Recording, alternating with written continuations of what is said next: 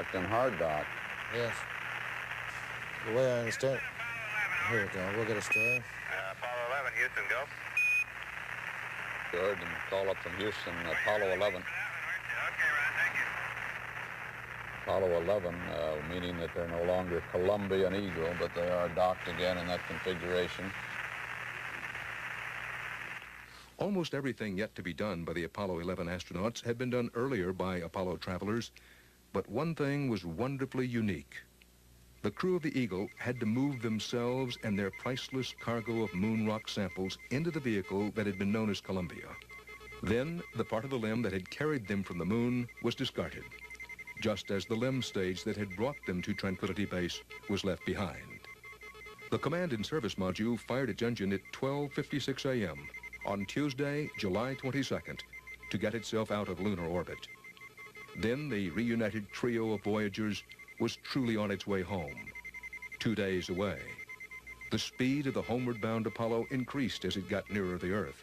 At 25,000 miles per hour, the service module was dropped away. A heat shield protected the command module as it plunged into the atmosphere, its first contact with air in 8 days.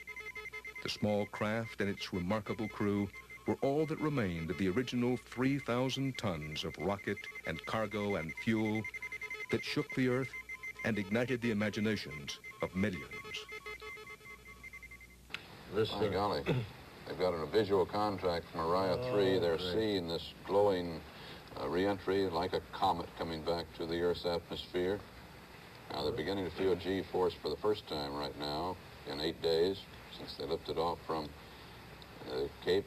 At least Mike, we can say that about Mike. The other two felt some G. Well, that's right. That's right. Yeah. 1.6G. Forgot about their going to the moon surface. Yeah. I don't mean I forgot about their going to the moon surface. Take that back. Second 11, this is Hornet, over. Apollo 1, Apollo 1, reach your light clear. Hot dog. Position 1330, 6915. There they are. And they're obviously all right. The chutes have deployed. Aircraft has visual on the chutes. Condition of crew, 3,500 feet on the way down. Hot dog. Apollo 11 has made it. Splashdown should be just now. They're back from the moon. Oh, Astronauts Armstrong, Aldrin, and Collins landing in the Pacific Ocean, southwest of Hawaii. Apollo 11 is back from the moon, safe and sound. The crew has just reported to Air Boss as they rest in their command module there on the surface of the Pacific that they're in fine shape. Aboard the aircraft carrier Hornet, President Nixon was waiting to greet the returned astronauts. Let's listen to Dallas Townsend aboard the Hornet. Dallas? And the first astronaut is coming out. That would be Buzz Aldrin, wouldn't it, Dallas? I believe so, yes. Recovery helicopter number 66 will come down slowly overhead, and the net will be lowered by means of a winch from the hatch on the starboard side of the helicopter. And the astronauts will be brought aboard the helicopter one after the other by means of that net. There he goes. Last astronaut going up.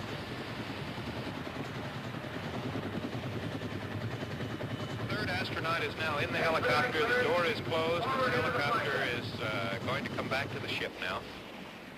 This is the first time in history that the President of the United States has been on board the recovery carrier to greet the returning astronauts.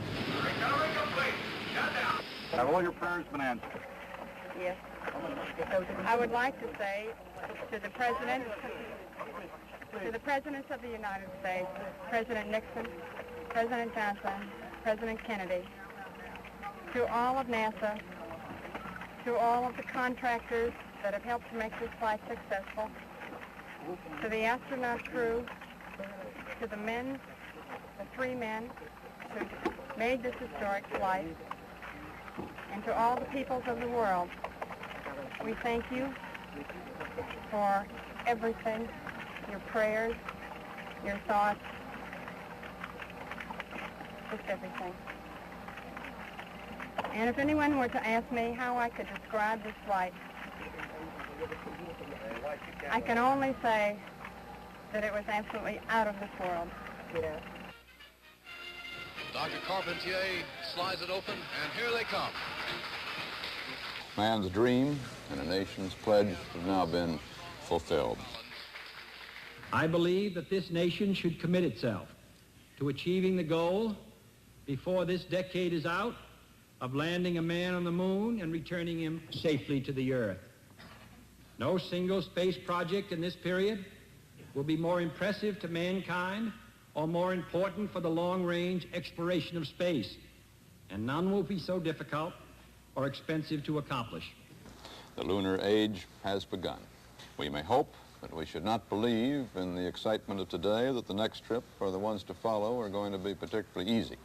But we have begun with a small step for man, a giant leap for mankind, in Armstrong's unforgettable words. In these 8 days of the Apollo 11 mission, the world was witness to not only the triumph of technology, but to the strength of man's resolve and the persistence of his imagination. Through all time, the moon has endured out there, pale and distant, determining the tides, the tugging of the heart, a symbol, a beacon, a goal. Now man has prevailed. He's landed on the surface of the moon, he's stabbed into its crust, he's stolen some of its soil to bring back in a tiny treasure ship to perhaps unlock some of its secrets. The date's now indelible. It's going to be remembered as long as man survives. July 20th, 1969, the day man reached and walked on the moon. The least of us is improved by the things done by the best of us, because if we are not able to land, at least we are able to follow. Armstrong, Aldrin, and Collins are the best of us, and they've led us further and higher than we ever imagined we were likely to go.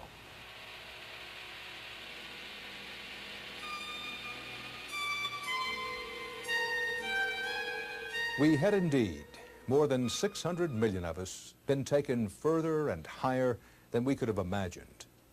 And now we know some things we didn't know in those summer days of 1969.